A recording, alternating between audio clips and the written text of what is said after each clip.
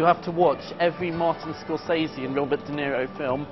After that, you have to listen to every Bob Dylan album and appreciate the genius, even the ones which are not critically acclaimed.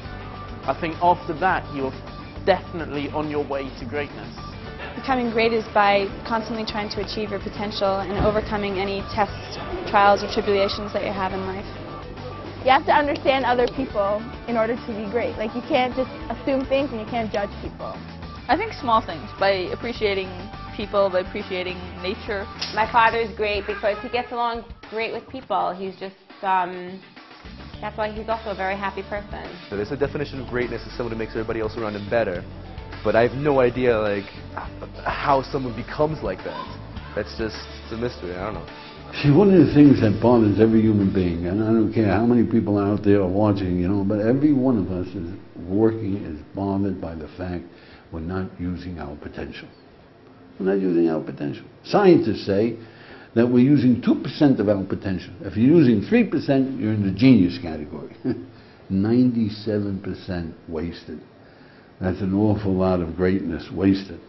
And we know this, and it bothers us. We want to be clicking on all cylinders. You ever hear that expression, you know?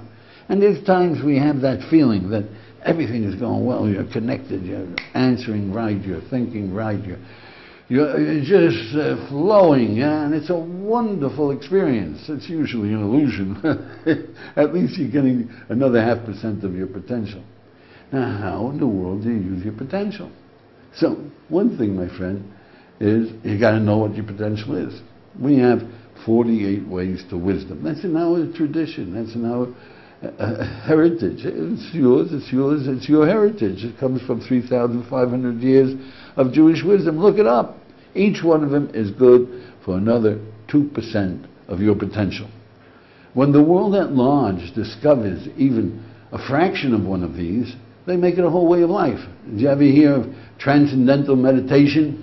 And transcendental meditation is one of the 48 ways, which is called purity. Make goals and just go for them. If you want to be like someone that everyone knows is great, you could do stuff like acting. Yeah, whatever. Becoming president. If you want to be your own great person that you know you're great yourself, then do that too. I think you should have a role model. Try to follow them. You have to work at it. It doesn't just come to you. You have to study, you have to train your mind to see the things that are right. Just doing everything to the best of his ability. The particular way of using your potential in the most positive and understanding way is have a goal, even an illusionary goal. I once had a student who wanted to win a gold medal in the Olympics. And he went through the 48 ways. And he told me he used to practice 3 hours a day. I mean, you know, it was long distance speed, bicycle riding. That was his field, yeah. And he used to practice 3 hours a day. He would go from Bnei Brak up to Jerusalem and back in the 3 hours. You know, he was a professional. He was from the top. He was the top. After he listened to the 48 ways, he told me, Rabbi, you know, I was using this before I ever heard of it. When the coach would say, when I was walking down the street, I would be thinking, how would I take this corner on the bike? Or what would I do in this wind? And Shmir Tozen, I define your terms. I would ask the coach, look, you're leaning too far. What do you mean? My nose, my back, my shoulders? You got to explain it to me.